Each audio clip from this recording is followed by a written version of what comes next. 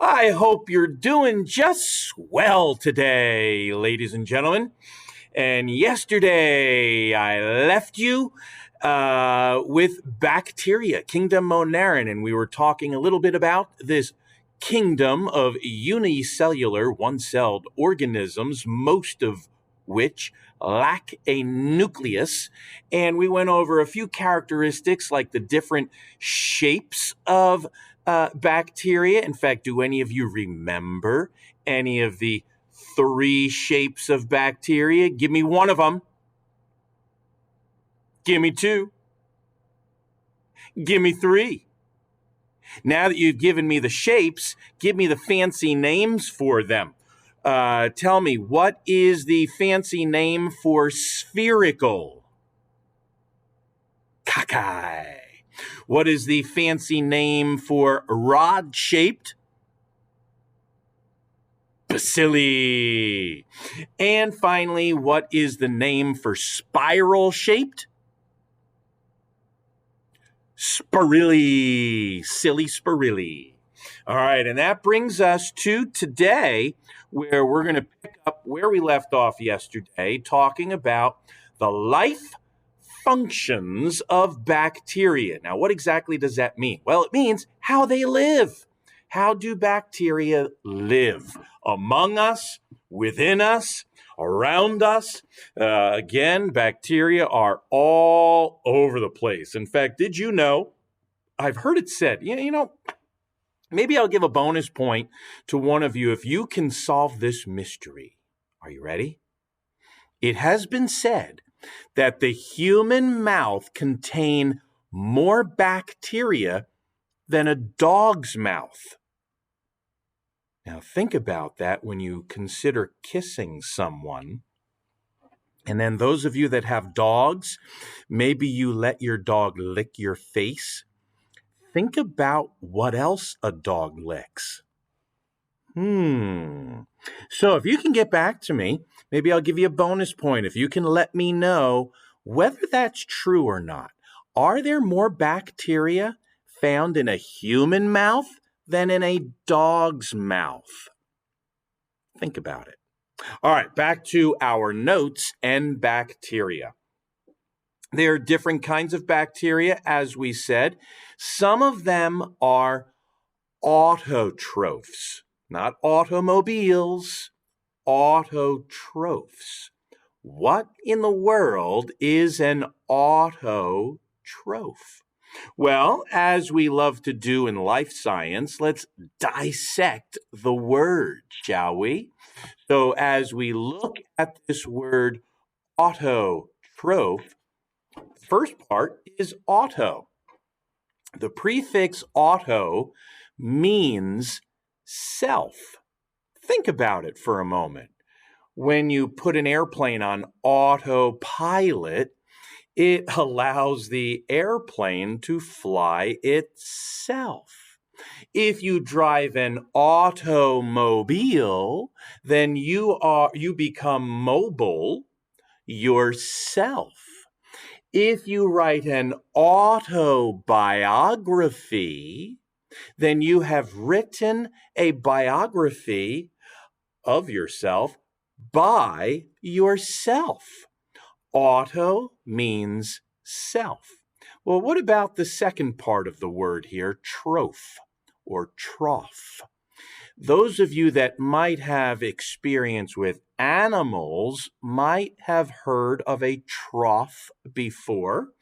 And a trough, especially on the farm, might indicate a place where you put an animal's food.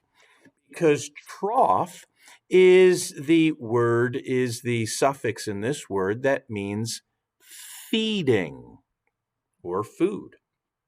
So an autotroph or an autotroph is an organism that is self-feeding. Now, does that mean that it eats itself? No. We'll talk about other organisms that eat themselves later on when we get to worms.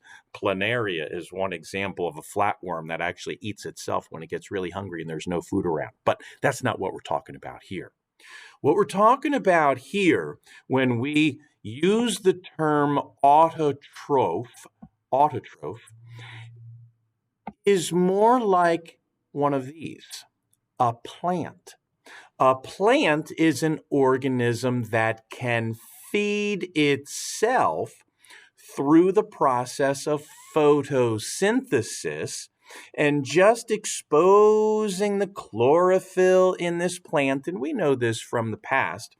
Photosynthesis takes that sunlight energy as a catalyst for the process of photosynthesis to take place.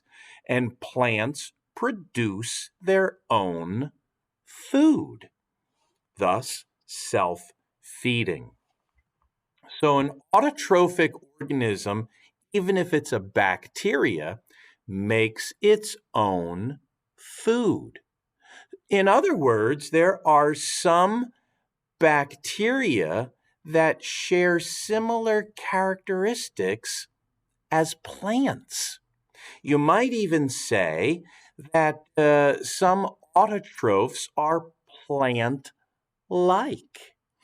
And let me ask you a question. What do you think these autotrophic bacteria might have in them? What do you think they might have within their cellular structure that enables them to be plant-like? What do you think? What type of organelle do you think they might have in their cell structure? If you're thinking of chloroplasts and chlorophyll, then I would say you're right. Very good. Yeah, there are some bacteria that actually contain chlorophyll, and some of that chlorophyll can be found in chloroplasts, which enable these autotrophic bacteria to make their own food. And autotrophic bacteria, by and large, don't present any problems to us, human beings, because they really don't depend upon us for food. They're rather independent, you might say. They are dependent only upon themselves, making them autotrophic. Now, because they are plant-like, these autotrophic bacteria also produce oxygen, O2, just like plants do. In fact, although there is some debate in the scientific community as to exactly what percentage it might be, it is said that bacteria, autotrophic bacteria, produce more oxygen in the atmosphere than all of the forests on planet Earth combined. Think about that for a moment. It boggles my mind to think about how many autotrophic organisms there are on planet Earth, most of which are aquatic and live in the sea or the oceans or lakes. And they are continuously, day after day, just generating oxygen. And they reproduce like bacteria, which means they reproduce like mad, constantly generating more oxygen every day. That's a lot of oxygen from a lot of bacteria. And so in that respect, we can be very, very thankful to these types of bacteria because, well, think about it. We breathe the oxygen that they make. Without these oxygen-producing bacteria, we would be asphyxiating, dying from the carbon dioxide poisoning. We wouldn't be around if it weren't for these organisms that produce oxygen through photosynthesis. But not all bacteria are like this. Some bacteria are called heterotrophs. Now, what in the world is a heterotroph, you might say? Well, think about the prefix. We already know that the suffix here means feeding. But what about the prefix hetero? Do any of you know what the prefix hetero means? You should, from a couple topics ago. What does hetero mean? Well, if you said different, you're absolutely right. Hetero means different. And again, troph means feeding. So this word itself literally means different feeding, or something, an organism that finds its food from something other than itself, some different organism. A heterotroph, a different feeder, is more like us or other animals in the animal kingdom, like foxes. By the way, do any of you know what the fox says? What does the fox say? Ding, ding, ding, ding, ding, ding. That's an old one, I know. But animals are considered heterotrophs. We are heterotrophs. We can't just put our hands out in the sunlight and make our own food, as fun as that might be. We have to get our food from different organisms. So, heterotrophs, we cannot make our own food. Heterotrophs cannot make their own food. We have to get our food from other sources, which brings us to our next slide, because different heterotrophic bacteria do this in different ways. The first kind of heterotrophic bacteria are those called parasites. Parasites live off of a host. We have parasites living within us right now. We have parasitic heterotrophic bacteria in our gut, but that's not necessarily a bad thing. In fact, we have colonies and colonies of these parasitic heterotrophic bacteria living in our guts right now, and that's a good thing because they are helping us digest our food. But when you think of the word parasite, you might think of a critter like this. This is actually a picture of a head louse, several of which are called lice. And it just looking at this picture makes my head itch a little bit. But head lice are parasites. They require a host on which to live, and they suck your blood from your scalp and lay their eggs and all that good stuff. And I don't think I have any head lice. It's one reason why I keep my hair nice and short here. Not that I'm going bald, but the less hair there is, the less habitat there is for a head louse to flourish upon. So parasite is one kind of heterotroph. Another kind of heterotroph is something called a decomposer. Now, decomposers live off of dead and decaying organic matter. Now, this usually happens in the summertime, but do any of you live near a river, like the Delaware River, which borders White Township on its western border? And the Delaware River is known for its fishing of various species, and in the early summer, it's known for the shad fishing tournaments up and down the Delaware River, because shad are migratory fish. They're spawning fish. They come up river in June to spawn, to lay their eggs, and that's when they are their largest, and then they die. Once they reproduce, they die. And it's not uncommon in the early summer month of June to see lots of dead shadfish washed up on shore. And they stink because they are decaying, they are decomposing, they are rotting.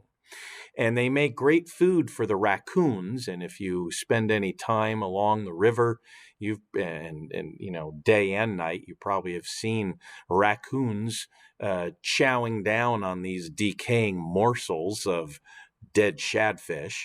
But even if they are not consumed by animal decomposers, they are definitely consumed by bacterial decomposers.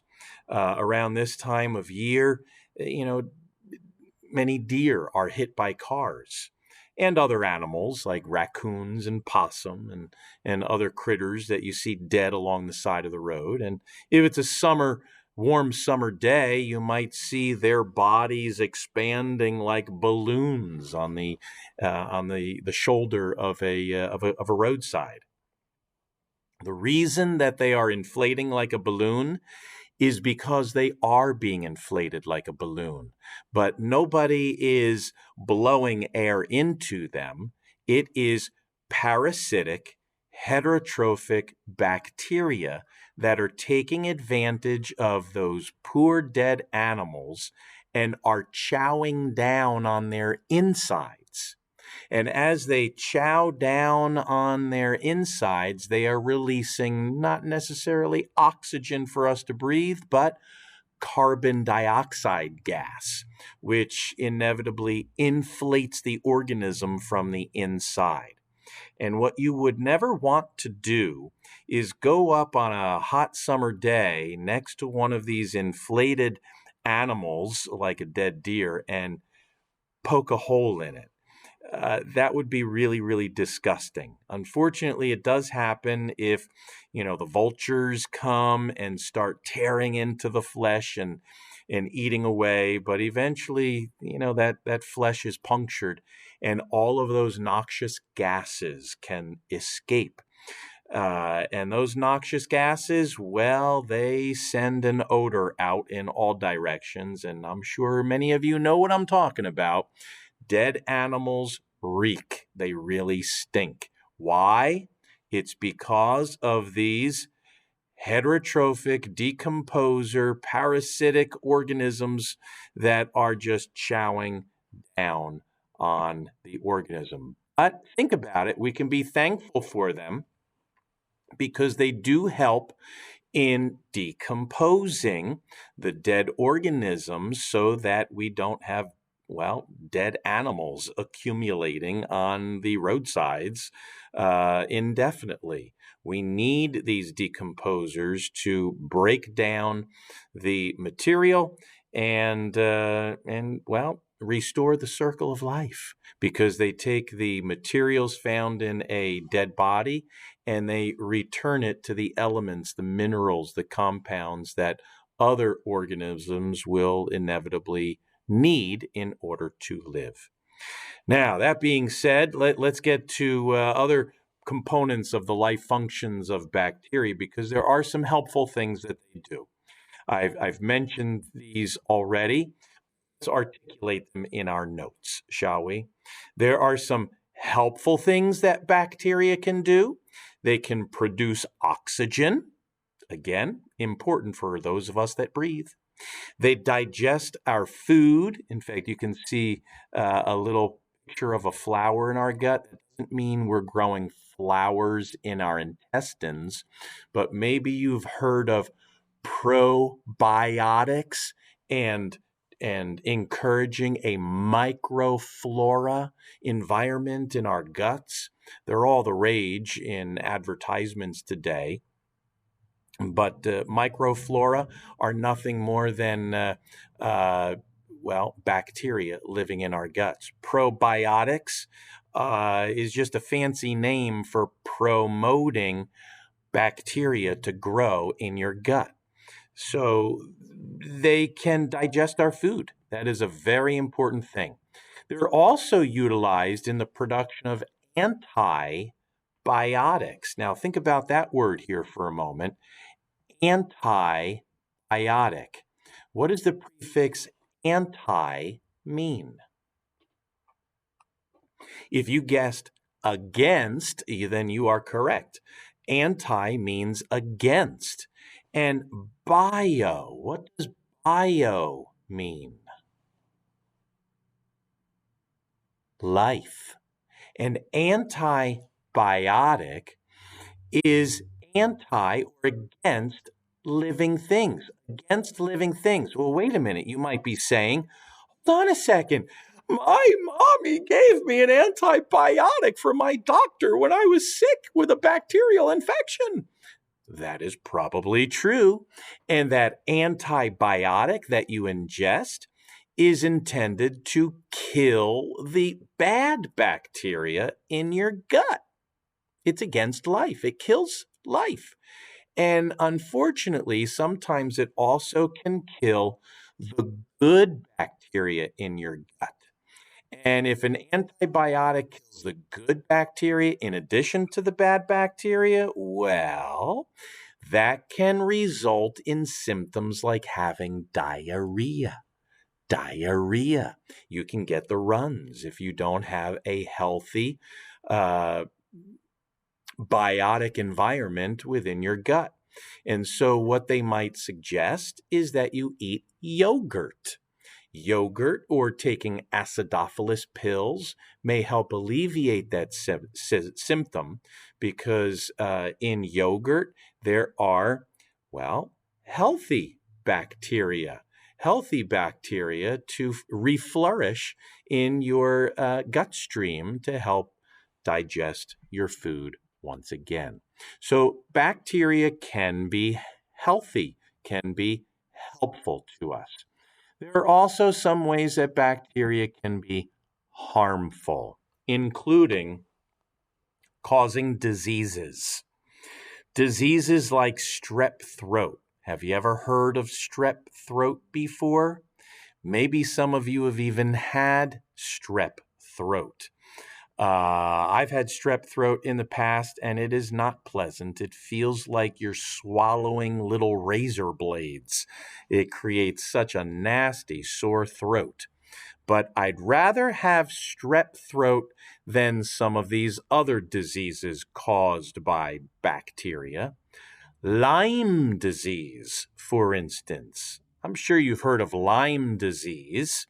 Where do you get Lyme disease from?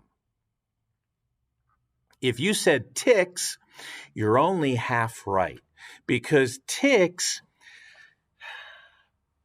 allow the transmission of Lyme disease, but Lyme disease is not caused by ticks.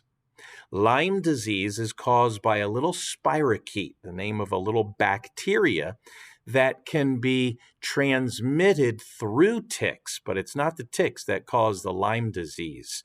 That little bacteria might inhabit a deer or another mammal that could be infected with that spirochete, and that animal could be bitten by a tick, sucking its blood out. And then if that same tick bites you, it injects, not on purpose, but by accident, it injects that spirochete, that bacteria, into your body. And that's when you can be infected by the bacteria causing Lyme disease. And if that's the case and you are tested for it and you test positive, well, definitely you would want to be on antibiotics to kill the Lyme disease bacteria. It's not a pleasant disease, and it can manifest itself in different ways. And although it's often not deadly, it can cause some major problems, various arthritic issues and organ issues. So if you suspect Lyme disease, you should definitely contact your doctor and get it checked out. If you spend a lot of time outdoors like I do, it's inevitable that someday you will be bit by a tick. I have. Sometimes the bite of a tick can leave a mark on your skin like a bullseye, like a red ring around the bite mark. I've had that too. And so you definitely want to be tested for Lyme disease and then treated for Lyme disease because it can be treated if it's caught early on. So if you spend a lot of time outdoors, use the bug sprays, the insect repellents, and the tick repellents that will prevent them from biting you in the first place. But always check yourself anyway. In fact, just a little tidbit of info for you. Ticks do prefer to crawl to the uppermost, darkest, warmest places of your body, and they generally start at your feet. So if you think of your own body, work your way up to dark, warm, moist locations, and you should definitely check those spots when checking for ticks, because they could be on their way there to set up house. But another disease that we certainly would not want to acquire is the plague, otherwise known as the bubonic plague or the Black Death. This was prevalent during the Dark Ages, where this bacteria essentially caused the death of, I think it was over 1/3 of the entire population of Europe, a very significant number. Talk about a pandemic. This was the worst. 1 in 3 people died of the plague during these times, and it was caused by a bacteria, a little bacteria. In fact, that old nursery rhyme that maybe you were familiar with as a child growing up, ring around the rosies, pocket full of posies, ashes, ashes, we all fall down. That is a gruesome fairy tale, rhyme, song, call it what you will, but it was a gruesome story of people dying of the bubonic plague. Ring around the rosies. Describe those red marks on your skin. Pocket full of posies. There were superstitions back then that if you had pockets full of posies, which is the name of rose petals, maybe you could ward off the evil demons that would cause the death. Ring around the rosies, pocket full of posies, ashes, ashes. They would take the bodies of the victim and make piles of bodies and burn them to try to prevent the spread that would cause everyone to fall down dead. Think about that little song next time you might be inclined to sing it, and think about the millions of people that died during the plague. Now, a little bit less innocuous might be this last one here, the breaking down of asphalt. It might seem, well, it certainly isn't as severe as people dying from the bubonic plague. But asphalt is broken down by bacteria too. So that's a little bit, nicer a note to end on here today. We probably should have ended with the helpful things that bacteria do instead of the harmful things that bacteria do for human beings. But be that as it may, we're done with bacteria for now. So until tomorrow, I'm going to say bye-bye.